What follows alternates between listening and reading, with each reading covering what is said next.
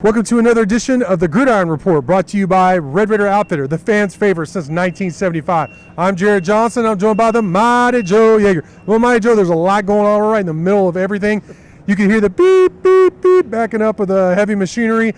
The South End Zone project's going on, and Texas Tech Spring Ball is starting up today, March 21st, which I don't know how many people get really excited about it, but I do, because this is where I find I basically dig up a lot of information.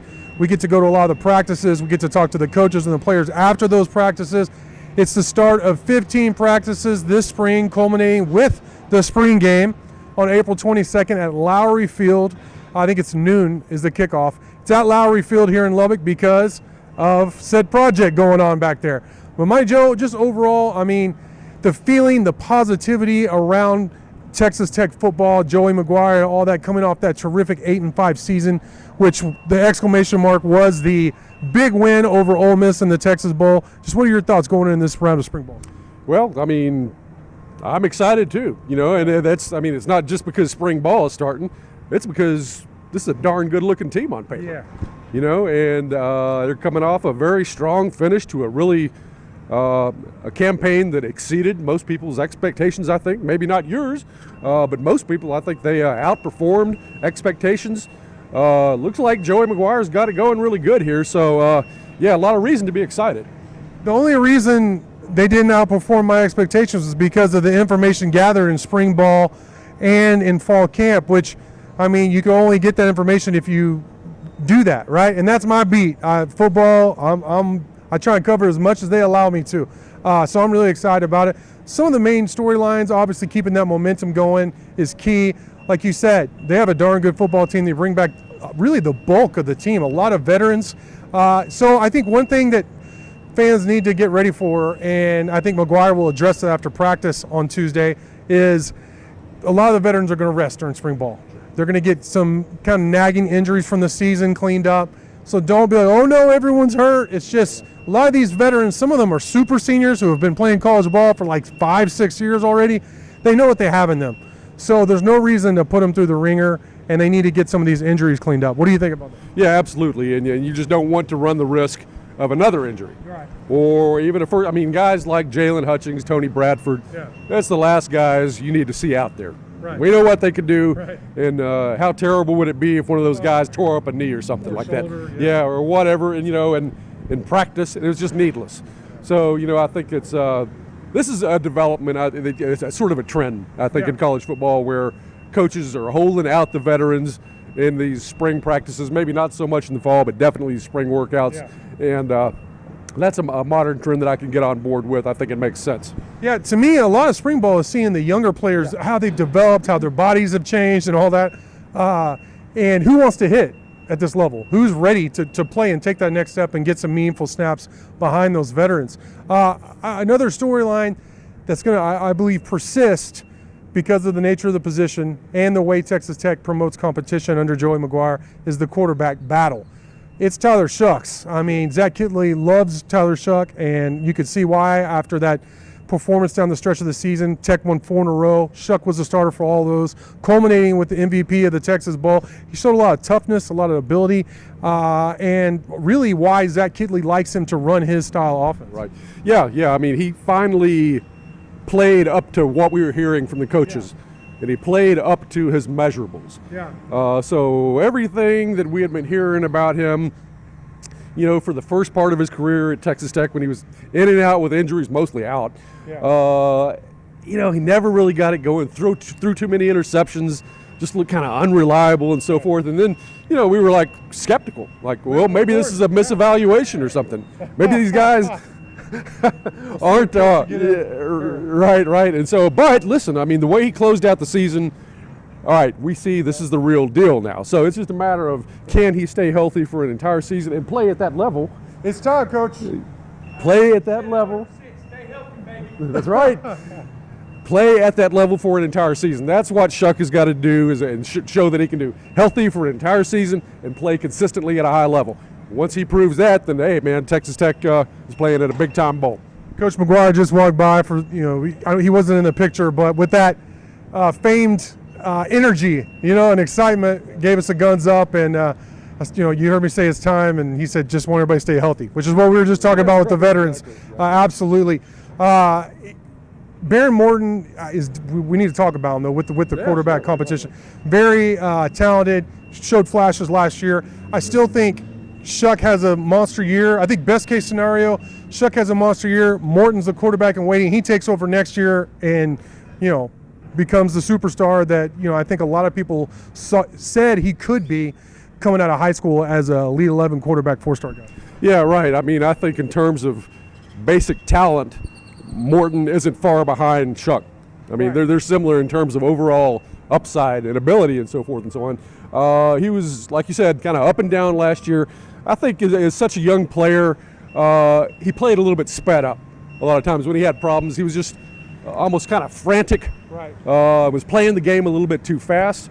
And that's just mainly a function of A, being very young, and then B, having a heck of a lot of talent and a lot of confidence in his talent. But I think that confidence can sort of, maybe you can be a little bit overconfident and you think you can do some things that you really can't get away with. So it's a matter for him of the game slowing down and kind of learning how to play at this level. But once he gets it going, he's going to be another super quarterback, I believe. And so a heck of a fallback position behind Tyler Shuck. Yeah, and with Donovan Smith gone to Houston, who you'll be playing next year, you have Jake Strong, true freshman here early. So those are your 3 scholarship quarterback arms. That's will be in the mix for you this season. Another thing we have to talk about, another major storyline, is the offensive line reshuffle. Rusty Stotts came in, transferred in this year after being an all-conference performer at Western Kentucky.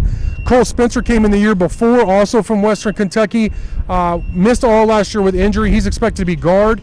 Dennis Wilburn, who started every game at center for you last year, is going to move out to guard, his more natural position. So things are starting to really come together. You have Jacoby Jackson in there, Landon Peterson, both started games last year, played meaningful snaps. You feel really good about the interior offensive line. It's worth mentioning, of course, Stotts and Spencer played for both offensive coordinator Zach Kitley and offensive line coach Stephen Hamby at Western Kentucky, so they know exactly what they're getting. I think for me the question is at tackle. You have Caleb Rogers out there. You have a couple of guys that you feel good about, Monroe Mills, Ty Buchanan, all in the mix. I think Coach McGuire has mentioned to me before that Caleb Rogers will flip from left tackle to right tackle, and maybe Monroe Mills move out to left tackle. They got to do something there. Rogers did struggle some at left tackle, but I think that's a major storyline in watching how the offensive line gels this offseason as well. Yeah, I mean, there is no way that the offensive line won't be better than it was last year. I mean, you just got basically everybody coming back, and then you're filling in with some other good guys. I mean, if nothing else, you're going to have a heck of a lot more depth and experience than you did last year, and that equals better. And one other thing to keep in mind is that I believe that Texas Tech redshirted its entire freshman offensive line class last year, or if maybe just 1 or 2 guys may have played. So you got all those guys coming in as well. So, I mean, there might be 1 or 2 fellas there that surprise it can go in and make it into the rotation as well. And so, I mean, I think you could be looking at, if that happens, maybe close to a 2-deep offensive line where you got 10 guys you can run in there. No, I mean, that's like you see at the elite programs when you can just line change your entire offensive line if you want and not have much of a drop-off.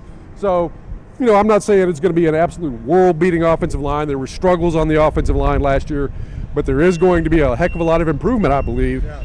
And when you consider with everything else that Texas Tech has at the other positions on offense, this is all they're going to help each other out a lot. So, the offense is looking better because of this. Yeah, and I think that's a really good point about some of the young players, because I think there is a opportunity, at least at one of the backup tackle spots, to earn significant snaps at a young age. I think at the guard spots, unless there's an injury or something where it happens, it's pretty solid now, especially with Wilburn moving over. But who knows? That's what spring ball and this kind of thing is for, to see who can step up. You mentioned, how loaded Tech appears to be coming back on offense. A lot of the guys coming back, but they've also added some transfers on both sides of the ball. I have a story, and then I have, by the time this airs, there'll be another major storyline in copy version on Inside the Red Raiders, listing all the fresh faces. There's like 20. We don't have enough time to mention all 20 of the new guys. A lot of freshmen, but a lot of transfers as well, who I expect to make big impact. So check that out. Finally, another storyline I want to mention is inside linebacker. obviously with Krishan Merriweather and Kosai Eldridge exhausting eligibility, I mean, there's a hole there. Those are your two top tacklers, as they should be, as inside linebackers last year. They combined for over 200 tackles last year. That's a big hole to fill, but I think you could do that with some guys. Jacob Rodriguez had 40 tackles, made some impact plays. Tyreek Matthews also played well, meaningful snaps last year at inside linebacker. And then Josiah Pierre is probably moving inside linebacker, which I like. An experienced dude, a thumper at 245 pounds, a guy who really came on last year late. So I feel a lot better about inside linebacker now than I did before. Yeah, right. I mean, I love Rodriguez, what I saw from him. He looks like a really physical guy. He knows how to play the game. And, what about Bryce Ramirez? Well, he's more outside. Is they going to keep him outside? At any rate, I mean, those guys that, it's hard to absolutely replace guys of that level that they lost there. But, I don't think there's going to be a major drop-off. I mean, particularly when you consider how strong Tech is up front in the center of the defensive line. And then the safeties, I think, look pretty good as well. So, I mean, I think the center of Texas Tech's defense is going to be able to more than hold its own. I really do. One guy I want to mention as a newcomer to keep an eye on, who's kind of a dark horse in terms of he's not being talked about a lot, is Steve Linton, outside rusher out of Syracuse. I think he had like 4 sacks last year, so not big monster numbers. But what I'm hearing from the people in the know here and people that are straight shooters is that Linton is poised for a really big season as a pass rusher. That he is a pure pass rusher, very good athlete, and the way that defensive coordinator Tim DeRuyter is going to utilize him is really going to allow him to have a lot of success. So that's something I'm going to be keeping an eye on this spring as well. But Mighty Joe, well, I'm just going to say, man, I like the guy's 6'5", 235, right? And then you got another outside linebacker, Isaac Smith, who's about 6'6", 240. Yeah. I mean, to me, the potential there is, if you want to do it, is you can play quite a bit of zone coverage with those guys dropping from time to time. Yeah. And with those big wingspans, man, it's like a zone defense in basketball where that can cause some problems for people. So that's just a little something I'd throw out there to keep an eye on, Yeah, that's a great point. And you know what? If you can't tell, a lot going on behind us with this South End Zone project going on, and it's really exciting. You can check that out online. You can watch a live cam, too, on YouTube from Texas Tech. But we're really excited about spring ball kicking off today, and we'll have tons of coverage for you, videos, notebooks, all kinds of stuff. So stay tuned to Inside the Red Raiders. Mighty Joe, great stuff from you as always. Thank y'all for watching, and until next time.